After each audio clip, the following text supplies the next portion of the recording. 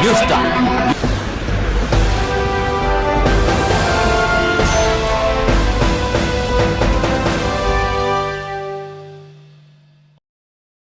ಪ್ರಗತಿ ಬಂಧು ಸ್ವಸಹಾಯ ಸಂಘಗಳ ಸದಸ್ಯರುಗಳಿಗೆ ಸ್ವ ಉದ್ಯೋಗಕ್ಕಾಗಿ ಪೂರಕವಾಗಿರುವ ದ್ವಿಚಕ್ರ ವಾಹನಗಳ ವಿತರಣೆ ಮತ್ತು ಹಸಿರು ಇಂಧನ ಸಾಧನಗಳ ವಿತರಣಾ ಕಾರ್ಯಕ್ರಮ ಪುತ್ತೂರಿನ ಶ್ರೀ ಭಗವತಿ ದೇವಸ್ಥಾನದ ಸಭಾಂಗಣದಲ್ಲಿ ನಡೆಯಿತು.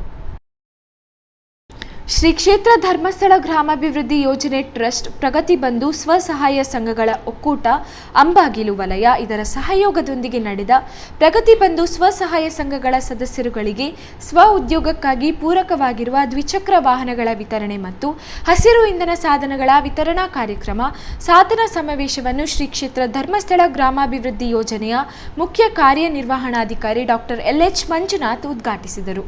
ಈ ಸಂದರ್ಭದಲ್ಲಿ ಮಾತನಾಡಿದ ಅವರು, ಮಹಿಳೆಯರು ಶಿಸ್ತನ್ನು ಅಳವಡಿಸಿಕೊಂಡು ಆತ್ಮವಿಶ್ವಾಸದಿಂದ ಸ್ವಾವಲಂಬನೆಯ ಹೆಜ್ಜೆಯನ್ನು ಇಡಬೇಕಿದೆ.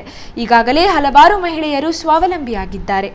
ಇನ್ನೂ ಕೂಡ ಧರ್ಮಸ್ಥಳ ಗ್ರಾಮಾಭಿವೃದ್ಧಿ ಯೋಜನೆಯ ಪ್ರಯೋಜನವನ್ನು ಪಡೆದುಕೊಂಡು ಸ್ವಾವಲಂಬಿಯಾಗಿ ಜೀವನವನ್ನು ನಡೆಸಬೇಕಾಗಿದೆ ಎಂದರು. ನಮ್ಮ ಉಡುಪಿ ತಾಲೂಕಿನಲ್ಲಿ ಪೂಜ್ಯರ ಆಶಯದಂತೆ ಸುಮಾರು 2003ನೇ ಇಸ್ವಿಯಿಂದ ಧರ್ಮಸ್ಥಳ ಗ್ರಾಮಾಭಿವೃದ್ಧಿ ಯೋಜನೆಯ ಕಾರ್ಯಕ್ರಮಗಳನ್ನು ನಮ್ಮ ಕಾರ್ಯಕರ್ತರು ಅನುಷ್ಠಾನಿಸ್ತಾ ಇದ್ದಾರೆ. ಇಲ್ಲಿ ನಗರಾಭಿವೃದ್ಧಿ ಕಾರ್ಯಕ್ರಮದಲ್ಲಿ ನಾವು ಮೊದಲಿಗೆ ಕೆಲಸ ಮಾಡಲಿಕ್ಕೆ ಬಂದಿದ್ದೇವೆ.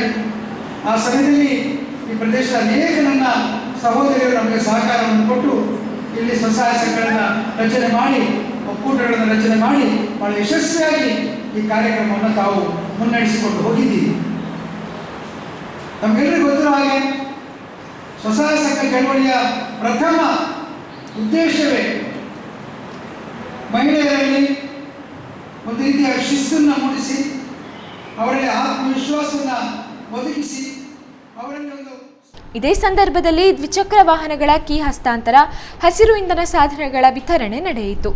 ಕಾರ್ಯಕ್ರಮದ ಅಧ್ಯಕ್ಷತೆಯನ್ನ ಪ್ರಗತಿ ಬಂಧು ಸ್ವಸಹಾಯ ಸಂಘಗಳ ಅಧ್ಯಕ್ಷೆ ಶಾಂತಿ ರವಿ, ಬ್ಯಾಂಕ್ ಆಫ್ ಬರೋಡಾದ regional manager Ravi H, Bhagavati Durga Parameshwari ದೇವಸ್ಥಾನದ ಆಡಳಿತ ಮುಖ್ಯಸ್ಥರಾದ ಕೃಷ್ಣಮೂರ್ತಿ ಭಟ್, ಶ್ರೀ ಕ್ಷೇತ್ರ ಧರ್ಮಸ್ಥಳ ಗ್ರಾಮಾಭಿವೃದ್ಧಿ ಯೋಜನೆ ಟ್ರಸ್ಟ್ನ ಪ್ರಾದೇಶಿಕ ನಿರ್ದೇಶಕರಾದ ವಸಂತ ಸಾಲಿಯಾನ್, ಅಂಬಾಗಿಲು ಜನಜಾಗೃತಿ ವೇದಿಕೆಯ ವಲಯಾಧ್ಯಕ್ಷರಾದ ಹರೀಶ್ ಕೋಟ್ಯಾನ್, ನಗರಸಭಾ ಸದಸ್ಯೆ ಜಯಂತಿ ಕೆ, ರಾಜ್ಯ ಜನಜಾಗೃತಿ ಅಧ್ಯಕ್ಷರಾದ ದೇವದಾಸ್ ಹೆಬ್ಬಾರ್ ಮುಂತಾದವರು ಉಪಸ್ಥಿತರಿದ್ದರು.